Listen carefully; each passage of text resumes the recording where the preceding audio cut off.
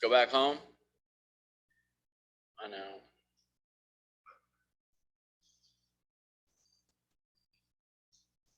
All right, today is going to be solving absolute value inequalities.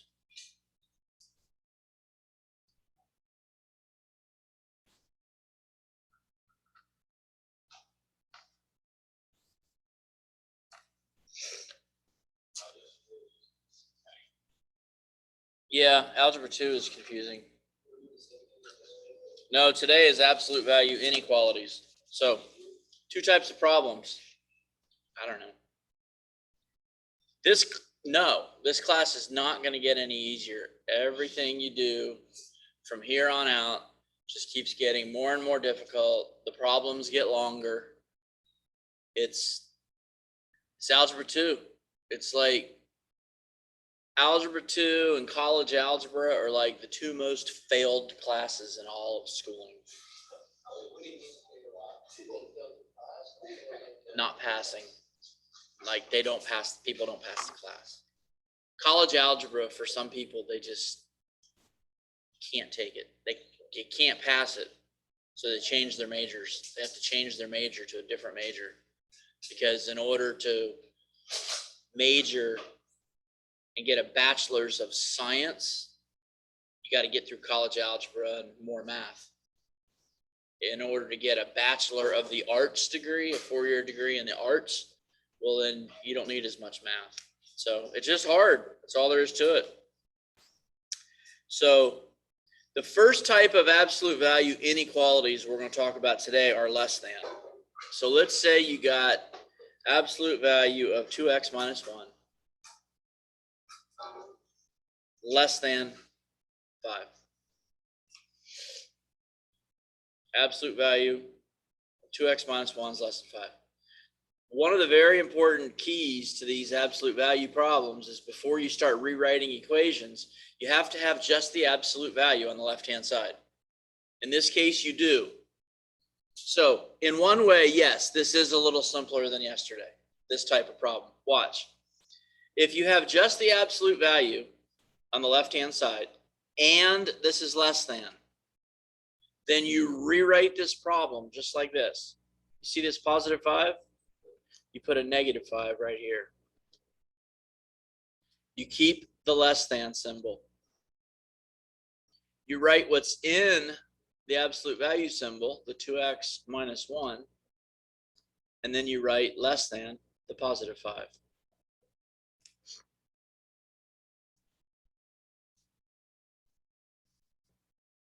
You're with me on how to rewrite it? Okay, opposite of this 5 goes over here on the left, stays less than. What was in the absolute value symbol comes straight down, stays less than, and stays 5.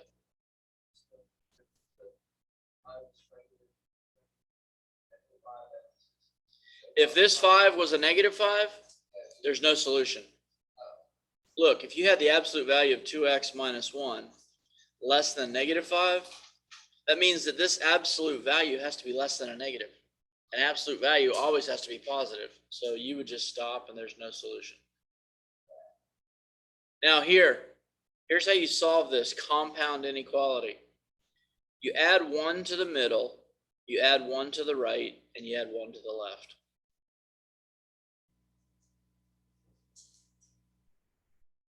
Negative 5 plus 1 is negative 4 is less than 2x, which is less than 6. And now you divide the middle by 2, the right side by 2, and the left side by 2.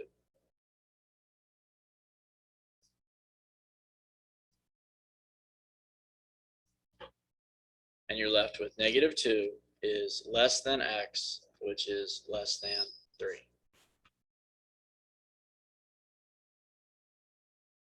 And you have to graph it. Here's how simple it is to graph it. Draw a number line.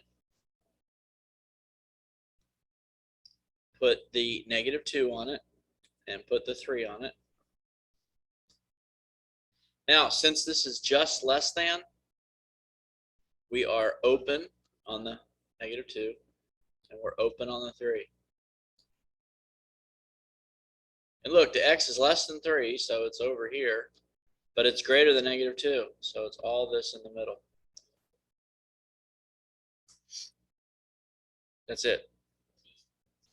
So that is a little simpler.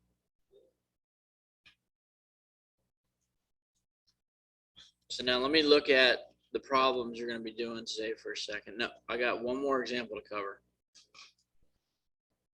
All right, looking at what's up on the wall. Do you see problems 25 through 30? Do you see how there's a 3 outside the absolute value symbol right here? So you would start this problem by dividing both sides by 3. And then do what I did, right? What would you do in this next problem? 26. Subtract 4 from both sides first. And then do what I just did. What about 27? Subtract the 3 from both sides. What about a problem like 28? All right, you gotta subtract the 2 first, and then divide by 1/4. Okay? You gotta subtract the 2 first, and then divide by 0.25. 29. What would you do first? Add 7 to both sides, and then divide by 4. All right? And then on 30, what would you do? Subtract 9 and then divide by 3. Does everybody see that? Those are the practice problems you're going to be getting today. So they're a little bit more. There's one more step or 2 more steps than I had right here, right? But once you get it to here, this is how you finish it. Did you have a question?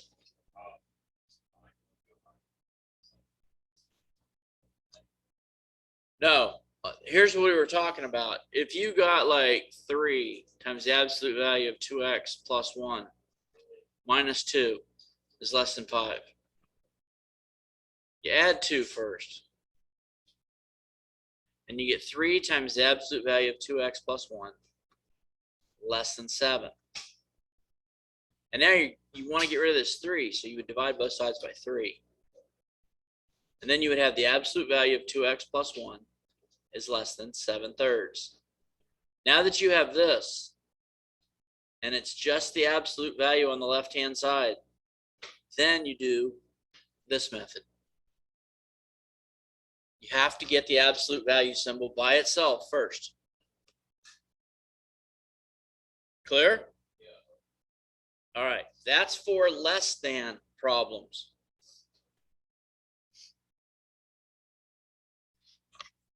If you are given a problem to do, and it's the absolute value of 2x plus 4,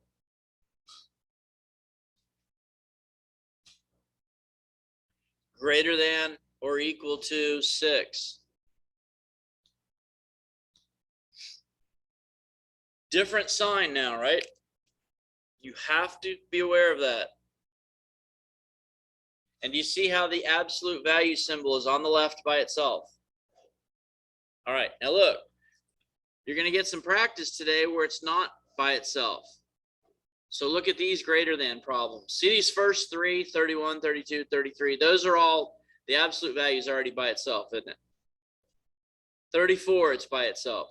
Look at 35. What would you have to do on number 35 first? Divide both sides by this 3 right here, okay?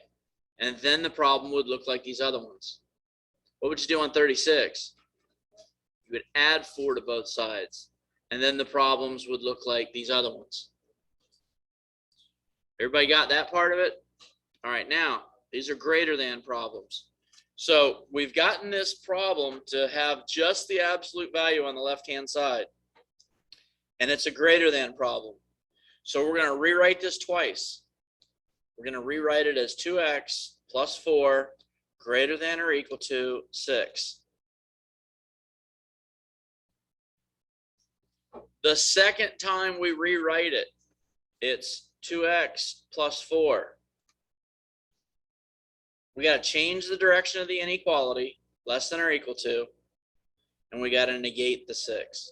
So less than or equal to -6. Everybody understand that step? Rewrite the equation twice. We're going to drop the absolute value symbol, rewrite it just the way that it is. The second equation, the left side stays the same. The 2x plus 4 stays the same. But you got to change the direction of the inequality, and you got to change the sign of the number on the right side. Yes? Because it was less than the first time. Yes, they kind of equal each other out. Now you solve both of these. So you subtract 4. You get 2x is greater than or equal to 2. You divide by 2. And you get an x greater than or equal to 1.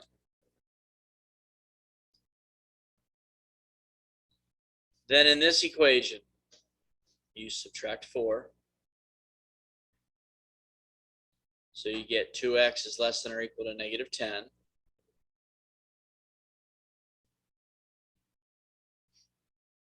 You divide by 2, and you get an x less than or equal to -5.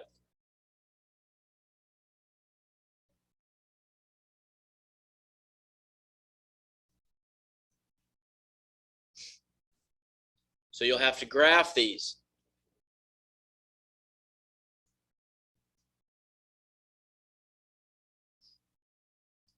You put your -5 on the number line, and you put your 1.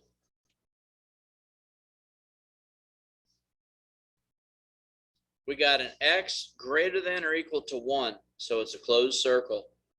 It's greater than or equal to, so we're going to the right.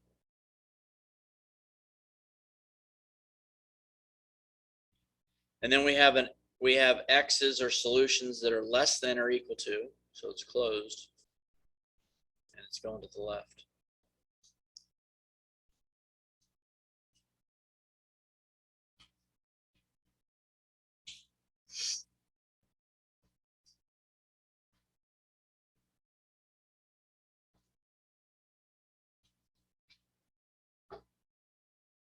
Any questions?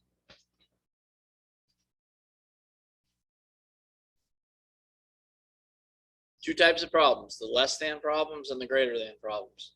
Two techniques, two different techniques that you have to use. All right, so now I'd like you to practice those techniques.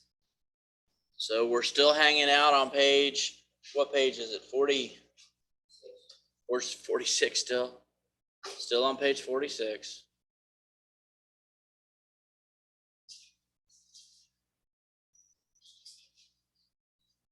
Let's do this 28 through 30. 28 to 30. We've talked about those. And then 33 through 35. 33 through 35. 28 to 30, and then 33 to 35. That is solve and graph.